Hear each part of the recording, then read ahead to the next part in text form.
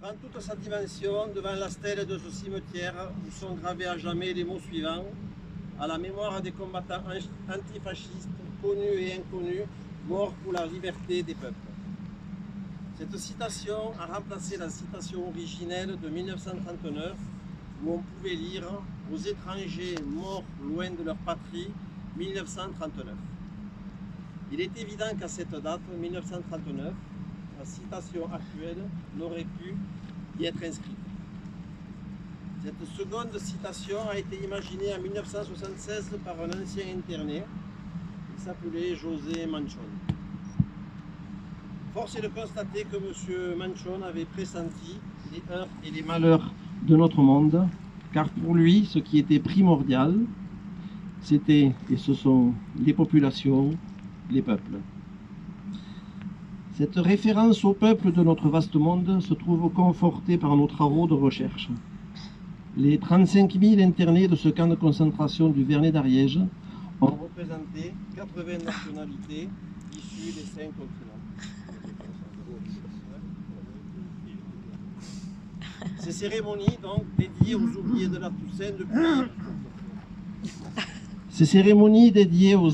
la Toussaint depuis plusieurs années, permettent de sortir de l'oubli ces combattants antifascistes connus et inconnus, morts pour la liberté des peuples.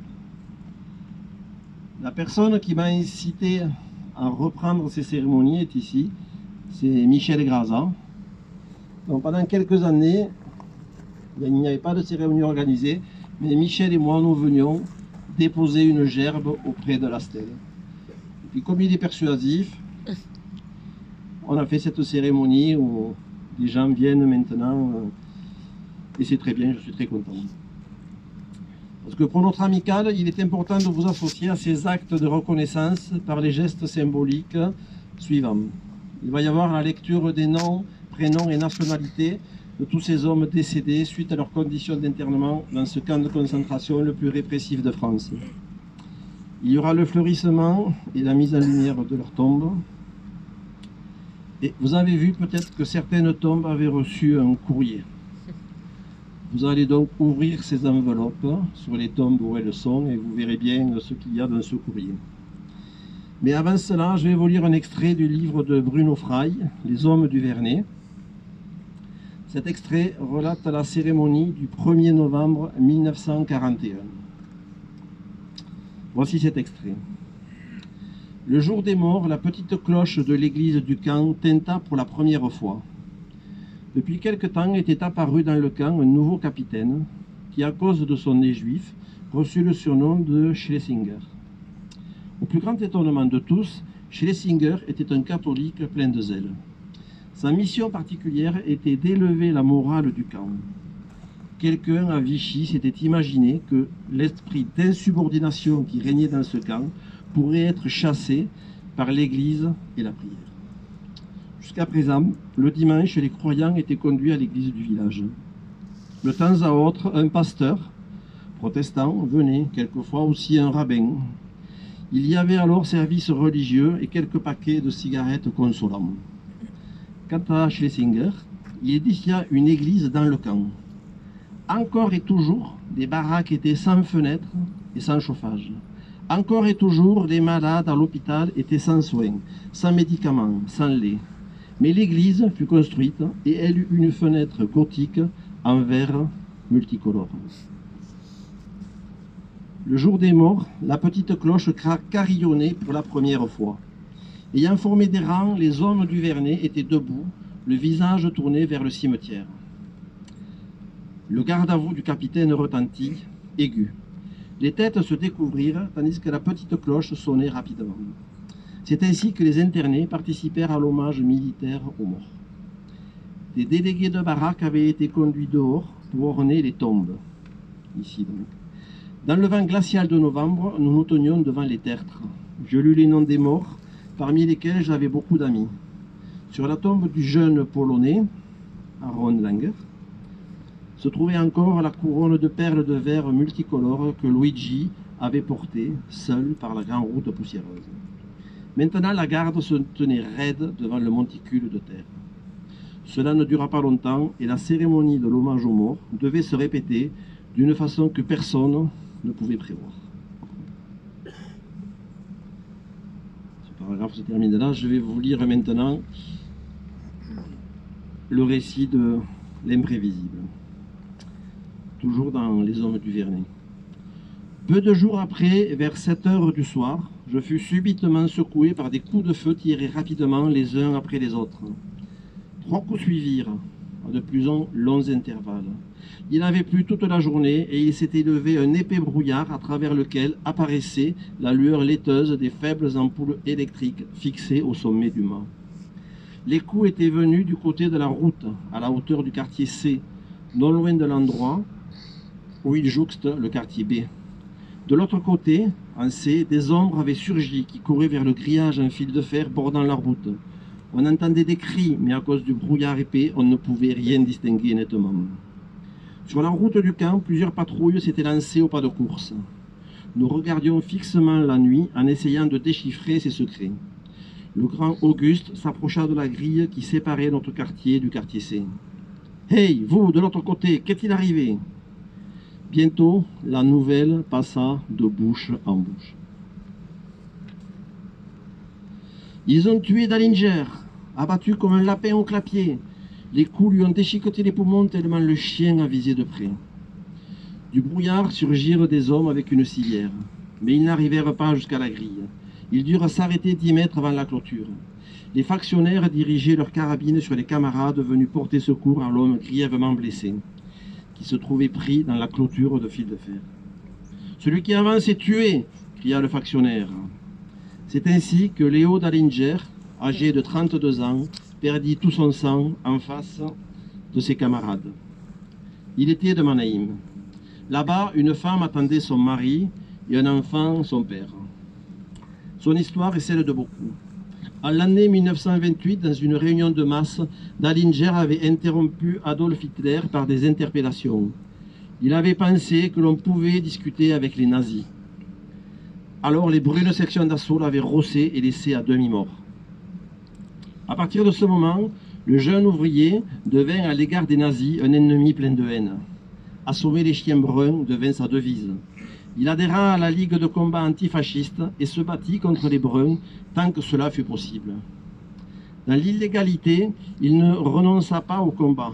Puis il alla en Espagne et poursuivit sur le sol espagnol sa lutte contre les nazis. En mai 1938, quand les fascistes percèrent le front et que les internationaux à Belchite furent contraints à la retraite dans des conditions difficiles, beaucoup d'hommes grièvement blessés restèrent étendus devant les lignes. Il était amer de les abandonner. C'est alors que Dallinger, à 4 reprises, alla dans le terrain avancé qui se trouvait sous le feu des mitrailleuses ennemies et sauva d'une mort certaine des camarades sérieusement atteints.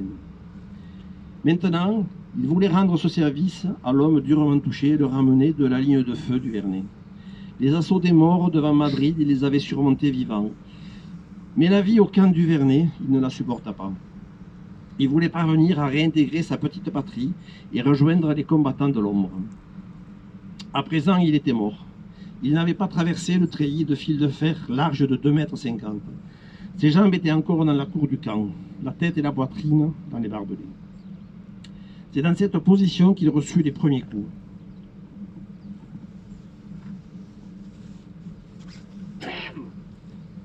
Il ne pouvait plus fuir vu qu'il était découvert et blessé.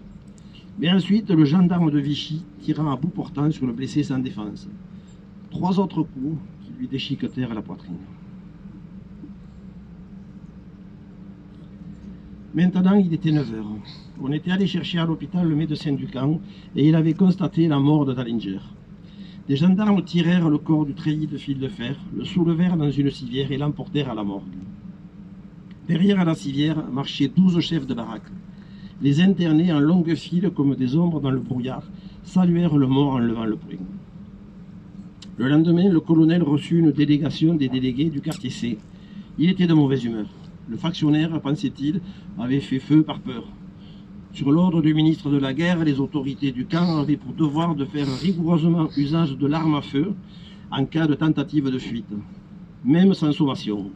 Mais les coups sur le blessé avaient été inutiles. Ça, il devait l'avouer. Puis il ajouta à voix basse, en hésitant. Seule une délégation de la baraque est autorisée à participer à l'enterrement. Toute manifestation sera réprimée. Comme le 1er novembre, jour de la fête des morts, la petite cloche de l'église du camp sonna de nouveau. Ils avaient chargé le cadavre de la victime sur un camion. Lentement, le véhicule roula sur la route du camp. Une douzaine de camarades marchaient derrière le cercueil, suivis et entourés d'un grand nombre de gendarmes. Alors, subitement, un mot d'ordre traversa le quartier, de bouche en bouche, sans que personne ne pût dire d'où il venait. Comme le 1er novembre, le soleil était haut dans le ciel, mais cependant un vent froid soufflait des montagnes qui, dans l'air léger, semblaient s'être rapprochées. Les dernières feuilles des peupliers luisaient, jaunes et brunes. Les branches dénudées bruissaient au vent et chantaient l'éternelle chanson de la mort et de la décomposition. Les hommes se tenaient debout, tel un mur. Ils parlaient en beaucoup de langues, mais n'avaient qu'une idée.